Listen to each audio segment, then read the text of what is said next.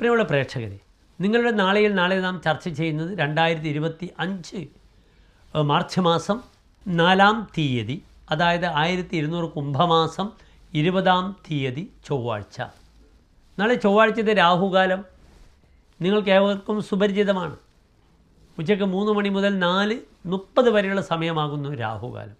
പക്ഷേ സൂര്യോദയത്തിനനുസരിച്ച് രാഹുകാലം യഥാർത്ഥത്തിൽ മാറിക്കൊണ്ടിരിക്കും. നാളത്തെ സൂര്യോദയം തൃശ്ശൂർ 6:42-നും അസ്തമയം വൈകിട്ട് 6:32-നുമാകുന്നു. നാളത്തെ നക്ഷത്രം ഭരണി നക്ഷത്രമാകുന്നു. കുജമന്ദേതരവാരേഷു നാം ചൊവ്വാഴ്ച ഒരു കാര്യങ്ങളും ചെയ്യാറില്ല. നാളത്തെ നക്ഷത്രമോ ഒരു വിത്തിട്ടാൽ പൊടിക്കാത്ത നക്ഷത്രമാകുന്നു. യമൻ രുദ്രാഹി മുപ്പൂരം തൃക്കേട്ടൈവ 7 നാൾ. യമൻ ഭരണി. ഭരണി പലപ്പോഴും യമദേവൻ്റെ നക്ഷത്രമാകയാൽ ജീവിതത്തിൽ എപ്പോഴും അങ്ങേയറ്റം ധാർമ്മികത പുലർത്തും. തങ്ങൾ ചെയ്യുന്ന കർമ്മത്തിൽ അതെന്തായാലും ഒരു സത്യസന്ധമായ രീതിയിലൂടെ ധാർമ്മികത പുലർത്തുക എന്ന വലിയ ഉത്തരവാദിത്തം ഭരണി നക്ഷത്രക്കാർ ചെയ്യുന്നത് കാണാം. ഇനി ഭരണി നക്ഷത്രക്കാരും പ്രായണ ശ്രദ്ധിക്കണം. കഴിഞ്ഞ വർഷങ്ങളിലൊക്കെ തന്നെ അവർക്ക് 7.5 ശനിയുടെ ബുദ്ധിമുട്ടുണ്ടായിരുന്നില്ല. വ്യാഴം 2-ലായിരുന്നു കഴിഞ്ഞ ഒരു വർഷമായി. ഇനി ഭരണി നക്ഷത്രക്കാർക്ക് ഇവിടെ 7.5 ശനിയുടെ ആരംഭമുണ്ടാകും മാർച്ച് 30 മുതൽ. അതിന് പുറമേ വ്യാഴം പ്രായണ ദുർബലമായ 3-ാം ഭാവത്തിലേക്ക് പോകുന്നു.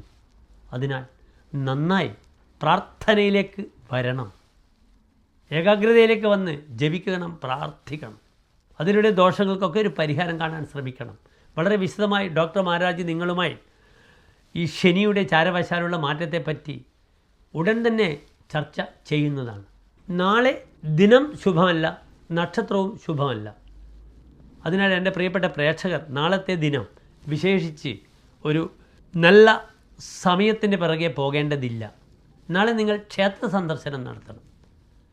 നാളെ ഭദ്രകാളി ക്ഷേത്രത്തിൽ നിങ്ങൾ പോകണം. അവിടെ മുട്ടറക്കണം. ശത്രുമുട്ട് അല്ലെങ്കിൽ കർമ്മമുട്ട് അല്ലെങ്കിൽ ദേഹമുട്ട്, ശത്രു സംഹാര ഗുരുതി, ഭദ്രകാളി അമ്മയ്ക്ക് രക്തപുഷ്പാഞ്ജലി, കടുംപായസം, ഇതിലേതെങ്കിലും എന്താണ് നിങ്ങൾക്ക് പ്രശ്നം? ആരോഗ്യ വിഷയമാണെങ്കിൽ ദേഹമുട്ടി ചെയ്യുക. ശത്രുക്കളെ ബുദ്ധിമുട്ടുണ്ടെങ്കിൽ ശത്രുമുട്ടി ചെയ്യുക. അതല്ല കർമ്മമേഖലയിലെ തടസ്സമാണെങ്കിൽ കർമ്മമുട്ടി ചെയ്യുക. നാളികേരം കൊണ്ട് മുട്ടറക്കുക. മറ്റൊരു പ്രധാനപ്പെട്ട വിഷയം, രക്തപുഷ്പാഞ്ജലി, കടുംപായസം ചെയ്യുന്നത് വളരെ ഗുണമാണ്.